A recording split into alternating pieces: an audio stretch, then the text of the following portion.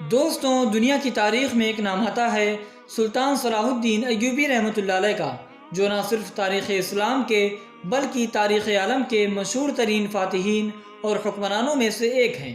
ان کی زندگی آج کے نوجوانوں کے لیے نمونہ اور آئیڈیل ہے۔ اگر آج کے نوجوان طبقے کے لوگ گھٹیا فلم وغیرہ کو چھوڑ کر اپنے ریئل ہیروز کی ہسٹری کو جاننے کی کوشش کریں تو بخدا ان کی زندگی کامیاب لوگوں کی زندگی ہو جائے گی اور کامیابی ان کا قدم چومے گی۔ لیکن دوستوں، ہمارے نوجوانوں کو ٹک ٹاک وغیرہ پر ناچنے سے کہاں فرصت ہے کہ وہ اپنے اسلاف کی داستانوں کو سننے کی کوشش کریں، جبکہ سلطان صلاح الدین ایوبی رحمۃ اللہ علیہ فرمایا کرتے تھے کہ مجھے یہ ڈر محسوس ہونے لگا ہے کہ مسلمان اگر زندہ رہے تو وہ ہمیشہ صلیبیوں کے غلام رہیں گے۔ وہ اسی پر خوش رہیں گے کہ وہ زندہ ہیں، مگر قوم کی حیثیت سے وہ مر چکے ہوں گے۔ تو دوستوں، اس ویڈیو میں ہم جانیں گے کہ سلطان صلاح الدین ایوبی رحمۃ اللہ علیہ نے اپنی زندگی کیسے گزاری اور انہوں نے بیت المقدس اور دیگر علاقے کو کیسے فتح کیا۔ پیارے دوستوں، آپ ہمارے ساتھ لاسٹ تک بنے رہیے۔ دوستوں، صلاح الدین ایوبی رحمۃ اللہ علیہ 1138 عیسوی کو موجودہ عراق کے شہر تکریت میں پیدا ہوئے۔ ان کی زیر قیادت ایوبی سلطنت نے مصر، شام، یمن، عراق، حجاز اور دیار باکر پر حکومت کی۔ صلاح الدین ایوبی رحمۃ اللہ علیہ کو بہادری، فیاضی، حسن خلق، سخاوت اور بردباری کے باعث نہ صرف مسلمان بلکہ عیسائی بھی عزت کی نگاہ سے دیکھتے ہیں۔ صلاح الدین ایوبی رحمۃ اللہ علیہ کو فاتح بیت المقدس بھی کہا جاتا ہے، جنہوں نے 1187 عیسوی کو یورپ کی متحدہ افواج کو عبرتناک شکست دے کر بیت المقدس ان سے آزاد کروایا تھا۔ دوستوں، صلاح الدین ایوبی رحمۃ اللہ علیہ مسلمانوں کے ایک عظیم سلطان اور عالم اسلام کے بے نظیر فرزند تھے۔ مسلم امہ اور مسلمانوں کا درد رکھنے والا یہ سلطان جب سلطان نور الدین زنگی رحمۃ اللہ علیہ کے بعد مسلمانوں کا سلطان بنا تو اس وقت فلسطین کے اکثر و بیشتر علاقوں پر یورپ کے عیسائی اور صلیبی زبردستی قبضہ کر چکے تھے۔ مسلمانوں کی ان دنوں چھوٹی چھوٹی ریاستیں تھیں جو اپنا اتحاد قائم نہ رکھ سکیں۔ اس نا اتفاقی سے فائدہ اٹھاتے ہوئے مقامی نصرانیوں اور یورپ سے آنے والے صلیبیوں نے مسلمانوں کے علاقے پر قبضہ کر لیا۔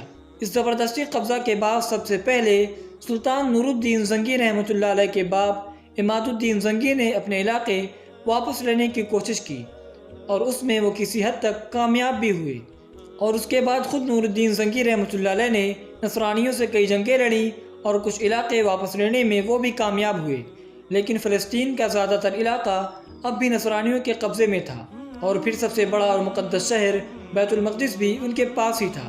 نور الدین زنگی رحمۃ اللہ علیہ کے بعد جب صلاح الدین ایوبی رحمۃ اللہ علیہ سلطان بنے تو انہوں نے ارادہ کر لیا کہ مسلمانوں کے جو بھی علاقے نصرانیوں نے قبضہ کر لیے ہیں انہیں ہر صورت واپس لے کر رہیں گے۔ سلطان بننے کے بعد صلاح الدین ایوبی رحمۃ اللہ علیہ سب سے پہلے نصرانیوں کے علاقوں اسقلان وغیرہ پر شاہین کی طرح جھپٹ پڑے۔ یہ علاقے مسلمانوں کے تھے جسے نصرانیوں نے چھین لیے تھے۔ یہاں جو بھی نصرانی آباد تھے سلطان صلاح الدین ایوبی رحمۃ اللہ علیہ نے انہیں تہس نہس کر کے رکھ دیا اور ان علاقوں کو ان سے چھین کر مسلمانوں کے سپرد کر دیا۔ دوستوں، 1186 عیسوی میں عیسائیوں کے حاکم ریجنالڈ مدینہ منورہ پر حملہ آور ہونے کے لیے روانہ ہوا۔ صلاح الدین ایوبی رحمۃ اللہ علیہ کو جب اس کی خبر ہوئی تو انہوں نے ان کی سرگرمیوں کی روک تھام کے لیے فوجیں روانہ کی اور فوراً ریجنالڈ کا تعاقب کرتے ہوئے ہتین کے مقام پر اسے پا لیا۔ دشمنوں کی تعداد زیادہ تھی اور صلاح الدین ایوبی رحمۃ اللہ علیہ نے ریجنالڈ کو قتل کرنے کی قسم بھی کھا رکھی تھی۔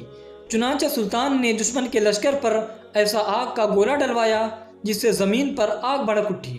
اس آتشین ماحول میں ہتین کے مقام پر تاریخ کی خوفناک ترین جنگ کا آغاز ہوا۔ اس جنگ کے نتیجے میں 30,000 عیسائی ہلاک بھی ہوئے۔ کیونکہ سارے رومن امپائر کو شکست ہوئی تھی اس لیے بڑے بڑے بادشاہ بھی گرفتار ہو کر آئے تھے، تو اس میں ریجنالڈ بھی تھا۔ پیاس کی شدت کی وجہ سے سب کا برا حال تھا۔ صلاح الدین ایوبی رحمۃ اللہ علیہ نے انہیں پانی پیش کیا مگر ریجنالڈ کو نہیں پیش کیا، تو یروشلم کا جو بادشاہ تھا اس نے اپنا پانی بچا کر ریجنالڈ کو دے دیا۔ صلاح الدین ایوبی رحمۃ اللہ علیہ نے کہا کہ یہ پانی تو دے رہا ہے، میں نہیں دے رہا۔ اسلام میں یہ ہے کہ جب کسی کو پانی پلا دو تو اس پر ہاتھ نہیں اٹھا سکتے، یہ امن کی نشانی ہے۔ صلاح الدین ایوبی رحمۃ اللہ علیہ نے اسے اسلام کی دعوت دی کہ تو مسلمان ہو جا۔ مگر اس نے انکار کر دیا کہ میں نہیں ہوتا۔ تو انہوں نے کہا کہ میں نے تیرے قتل کی 2 دفعہ قسم کھائی تھی، ایک جب تو نے حاجیوں پر حملہ کیا تھا اور کہا تھا کہ بلاؤ اپنے محمد کو جو تمہیں بچائیں، اور دوسری جب تو نے مدینہ منورہ پر حملہ کیا۔ آج محمد کا ادنا غلام تیری اس بات پر اپنا فریضہ انجام دینے کے لیے آ رہا ہے، اور پھر اپنی تلوار نکال کر اس کی گردن اڑا دی۔ اب سب بادشاہوں پر کپ کپی طاری ہو گئی، مگر صلاح الدین نے فرمایا کہ ہم بادشاہوں سے بادشاہ جیسا سلوک کرتے ہیں، مگر یہ حدود سے آگے نکل گیا تھا۔ دوستوں، صلاح الدین ایوبی رحمۃ اللہ علیہ کی زندگی کا سب سے بڑا کارنامہ یہ ہے کہ انہوں نے بیت المقدس کو عیسائیوں سے بڑی مشقت سے آزاد کروایا تھا۔ اسی وجہ سے لوگ انہیں فاتح بیت المقدس کے نام سے بھی جانتے ہیں۔ عیسائیوں سے صلح ہو جانے کے بعد صلاح الدین نے عیسائیوں کو بیت المقدس کی زیارت کی اجازت دے دی۔ صلاح الدین کا غیر مسلموں سے سلوک عین اسلامی تعلیمات کے مطابق تھا، اور یہ اس بات کا ثبوت ہے کہ اسلامی حکومت میں غیر مسلموں کے حقوق بھی اسی طرح محفوظ ہوتے ہیں جس طرح مسلمانوں کے۔ نور الدین کی طرح صلاح الدین کی زندگی بھی بڑی سادہ تھی۔ ریشمی کپڑے کبھی استعمال نہیں کیے، اور رہنے کے لیے محل کی جگہ معمولی سے مکان ہوتا تھا۔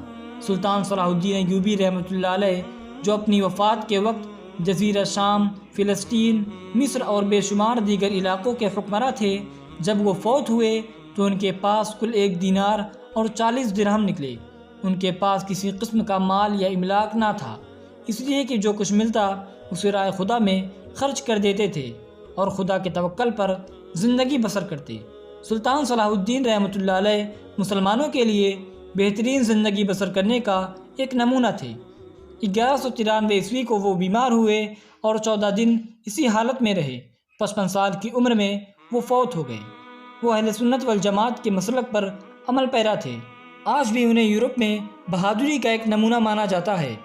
انہوں نے کبھی بلا وجہ سختی کا اظہار نہیں کیا۔ صلاح الدین ایوبی رحمۃ اللہ علیہ کا نام آج بھی اسلامی دنیا میں احترام کے ساتھ لیا جاتا ہے اور مسلمانوں کے خون میں زندگی کی لہریں دوڑاتا ہے۔ تو دوستوں، یہ تھی سلطان صلاح الدین ایوبی رحمۃ اللہ علیہ کی زندگی۔ اللہ تعالی ہمیں عمل کی توفیق عطا فرمائے۔ امید ہے کہ ویڈیو پسند آئی ہوگی۔ اگر ویڈیو پسند آئے تو اسے لائک کریں اور اپنے دوستوں اور گھر والوں میں ویڈیو ضرور شیئر کریں۔ ملتے ہیں ہم کسی ایک نئی ویڈیو میں، تب تک کے لیے اللہ آپ کا حامی و ناصر ہو۔